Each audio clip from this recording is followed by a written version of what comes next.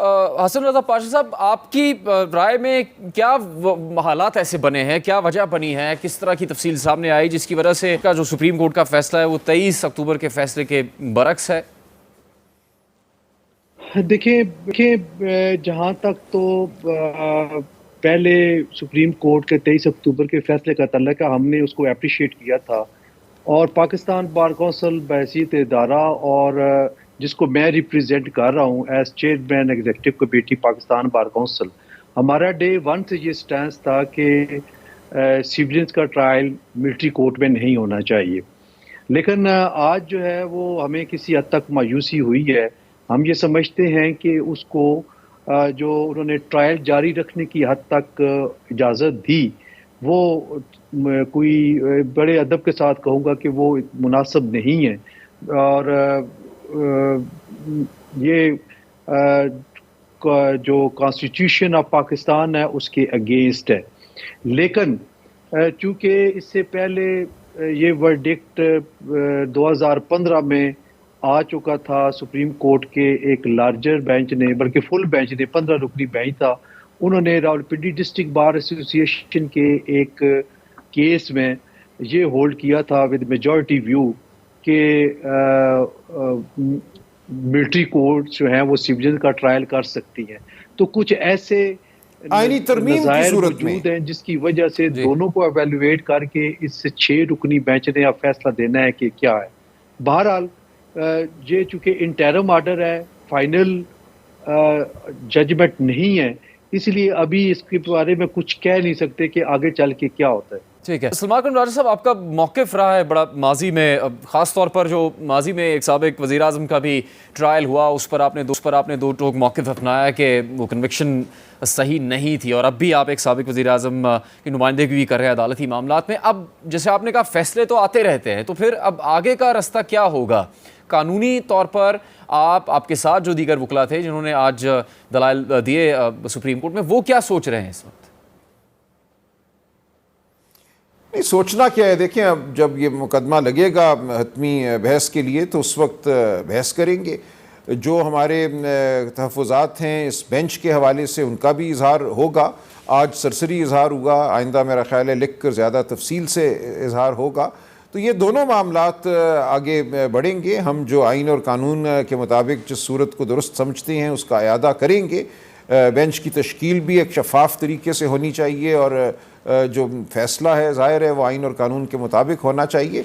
तो दोनों सतहों पे हम अपनी जगह पे खड़े रहेंगे और हम भरपूर बहस करेंगे। मैंने कहा कि फ़ैसले आते रहते हैं, हर फ़ैसला जो है वो कोई दुरुस्त नहीं होता। फ़ैसलों को हम वक्ती तौर पे कभी सही मानते हैं और तारीख़ के में जब के तनाजुर में जब उनको देखते हैं तो उनको हम सही नहीं मानते। तो ये तो तमीज़ुद्दीन, डोसो, उसके बाद बेशुमार मुकदमे, नुसरत भुट्टो केस, ज़फ़र अली शाह केस, जब ये आए फ़ैसले तो बहुत ढोल बजे कि सुप्रीम कोर्ट ने मार्कतुल आरा फ़ैसला दे दिया। बाद में लोग कहते हैं कि उसका नाम लेते हुए भी शर्म आती है फ़ैसले की। तो इस तरह के फ़ैसले माजी में भी आए हैं, हम उम्मीद करते हैं आइंदा ना आएँ इस तरह के फ़ैसले, लेकिन आइंदा भी आएंगे। मोहसिन शाहनवाज राजा साहब, अब मुस्लिम लीग नून को क्या ये खदशा भी है कि इस फैसले की हिमायत करने से या सिविलियंस के मिलिट्री कोर्ट में ट्रायल की हिमायत करने से अब कोई अवामी रद्दअमल का सामना भी हो सकता है इंतखाबी सियासत में? देखिए, मैं इसको नहीं समझता कि अवामी हो। देखें, एक तो इंतहा पसंदी की सियासत, शिद्दत पसंदी की सियासत और इंतशार की जो सियासत है उसको वैसे पाकिस्तान की जो आवाम है अक्सरियत वो पसंद नहीं करती। हमारे जो दो किस्म के वोट बैंक्स पाकिस्तान में, बल्कि अब तो ज़्यादा पार्टीज़ हैं, JUI का अपना है, PMLN का अपना वोट बैंक है, लेकिन जो अक्सरियत है पाकिस्तान की आवाम की वो कंडेम करती है इश्तियाल अंगेज़ी को और इस तरह की चीज़ों को, एक्सट्रीमिज़म की सियासत को। PTI ने प्रमोट किया है एक्सट्रीमिज़म की सियासत से 2013 से लेके 2018 तक, और कितने धरने, कितने लॉकडाउन्स, कितनी एग्रेशन, जला दो, मार दो, सब एक बात उड़ा दो, इस तरह की हमें रोज़ तक तकारीर हम सुनते थे। 2013 से 18 तक वो सब कुछ होता रहा। अब अगर आप आम आवाम में, हम आम आवाम में बैठे हुए हमारे अवाम में अगर कोई बंदा जिसने 9 मई में कोई मुलव्वस नज़र आया है, जिसने जाके मिलिट्री इंस्टॉलेशन को आग लगाई है, लोगों को लेके गया है, सारे कारकुनों को मोबिलाइज़ किया है, वहाँ पे जाके हल्ला बोला है आर्मी की इंस्टॉलेशंस पे, सरगोदा में भी हर जगह पर शहीदों की जो निशान थी यादगारें, उनको नुकसान पहुँचाया है, हमारे पाकिस्तान के लोग उनको अच्छा नहीं समझते। मैं यकीन माने आपको नहीं अच्छा समझते, और ये गलतफहमी के शिकार हैं काफ़ी लोग कि शायद इससे कोई असरात पड़ेंगे अवामी राय के ऊपर। अवामी राय पे इस किस्म के कोई असरात नहीं पड़ रहे। ये पीटीआई का वोट बैंक है, उनके ख़ास कारकुन हैं, वर्कर हैं जो अफेक्ट हो रहे हैं, उनके लोग ज़ाहिर है मैं उनके साथ मैं नहीं कह सकता ये पाकिस्तान की अदालतें फैसला करेंगी कि उनके बारे में उनका मुस्तकबिल क्या होगा, लेकिन अच्छा, आपको चले खदशा नहीं, आप लेकिन जब बात कर रहे थे सलमान राजा साहब कुछ कहना चाहते थे। सलमान राजा साहब, देखिए, गुजारिश ये है कि कोई ये नहीं कह रहा कि अगर किसी ने जुर्म किया है तो उसको सज़ा ना दें। हम ये कह रहे हैं कि उसको अदालत में लेकर जाएं। दुनिया में आप मुझे बताइए, दहशतगर्दी क्या श्रीलंका में नहीं है? क्या बांग्लादेश में मामलात नहीं हुए? दुनिया में कहीं भी अब महज़ब माशरों में मिलिट्री कोर्ट्स का तसव्वुर नहीं रहा सिविलियंस के लिए। आपको बहुत ढूंढ के दुनिया की जो 200-250 ममालिक हैं उनमें शायद 2-3 मुल्क मिलेंगे जहाँ सिविलियंस को मिलिट्री कोर्ट्स के सामने पेश किया जाता है।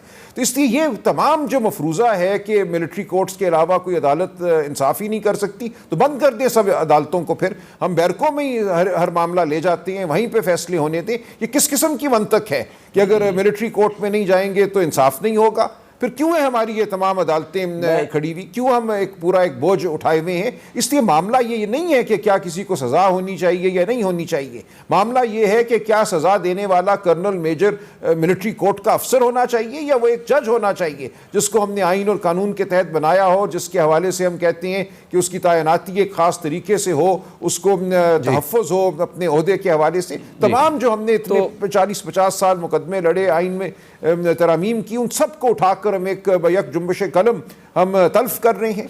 और राणा साहब वो ये कह रहे हैं, सलमान राणा साहब के नहीं होते तो मुझे बहुत तारीख मुस्तकबिल नजर आता है। उनका जो बुनियादी एक नुक्ता है कि ये मना नहीं किया किसी ने इसे उनका ट्रायल नहीं करे, जो 9 मई में के वाकयात में किसी भी तरह से मुलविस है वो सिविल अदालतों में हो वो ट्रायल। देखिए राजा साहब, मैं बड़ी अच्छी तरह राजा साहब से मेरा बड़ा ज़ाती ताल्लुक़ है, और इन्होंने बड़ी अच्छी बात की, ये बड़ी हमेशा से अच्छी वकालत करते हैं और एक असूल की बात करते हैं। उन्होंने कहा कि माजी में ऐसा होता रहा है कि सिविलियंस के भी ट्रायल्स हुए हैं। देखिए, अगर आप पाकिस्तान में हमारा मैं इसको बहुत डिफरेंट एंगल से लेता हूँ, नेशनल सिक्योरिटी को, मैं मिलिट्री इंस्टॉलेशंस को, इस पूरी चीज़ को बहुत डिफरेंट एंगल से लेता हूँ, और मैं इसके बीच में पाकिस्तान की हर वो एसेट जो कि मिलिट्री के कंट्रोल में है, जो पाकिस्तान की सिक्योरिटी से और इंटरनेशनल सिक्योरिटी से लिंक्ड है, मैं उसके कॉन्टेक्स्ट में भी इस चीज़ को लेता हूँ। और मैं उसको इस तरह से देखूंगा कि अगर आप पाकिस्तान की इंस्टॉलेशन पे लेट से पाकिस्तान एटॉमिक जो प्लांट था मियाँ वाली में, या एयर बेस जो मियाँ वाली का था, वहाँ पे जब ये सारा अटैक किया गया और सब कुछ हुआ, उस वक्त भी 9 मई वाले दिन, तो वहाँ पे अगर कोई इस तरह का कोई नुकसान हो जाता, कौन रिस्पॉन्सिबल होता?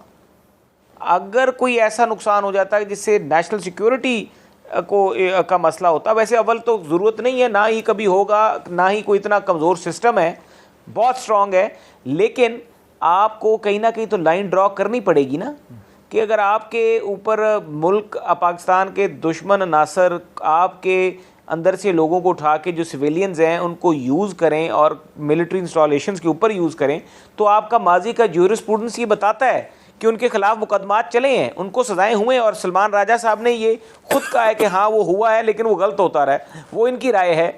लेकिन मैं ही समझता हूँ कि जहाँ पर मिलिट्री इंस्टॉलेशन आ जाती है वहाँ पे मिलिट्री लॉज और वो ट्रायल जो है वो अट्रैक्ट हो जाता है। हाँ, बाहर सड़क पे खड़े होकर जो कुछ मर्जी कहते रहें, आप अपने फ्रीडम ऑफ स्पीच है वो करें, लेकिन अगर आप मैं तो बल्कि कहता हूँ कि पाकिस्तान की पार्लियामेंट पे हमला, उसका भी ट्रायल का इख्तियार मैं कहता हूँ पाकिस्तान के पार्लियामेंट के, अगर जजेस की स्क्रूटनी सुप्रीम कोर्ट खुद करती है, जुडिशियल रिव्यू खुद होते हैं और उनकी सारी जो चीज़ें हैं स्क्रूटनी खुद करती, तो पार्लियामेंट पे हमला हो जाए तो उसकी हम नहीं कर सकते, हम तो खुद बेबस लोग हैं।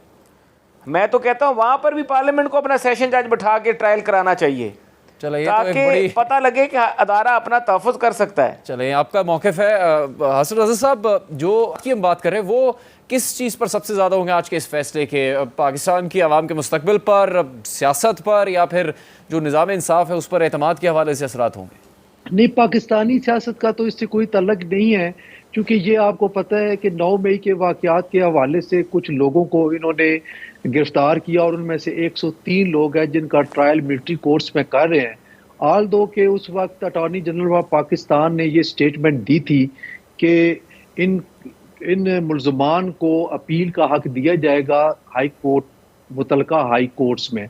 लेकिन ये सफिशेंट नहीं है। हम समझते हैं कि ट्रायल ही अगर ATA कोर्ट्स में हो जाता और उसमें बाकायदा टाइम फ्रेमवर्क दिया गया है उस कानून में, उनका ट्रायल वहीं हो के वहीं पे वो उनको सजा जजा जो भी होनी थी हो जाती, तो ये ज़्यादा मुनासिब था।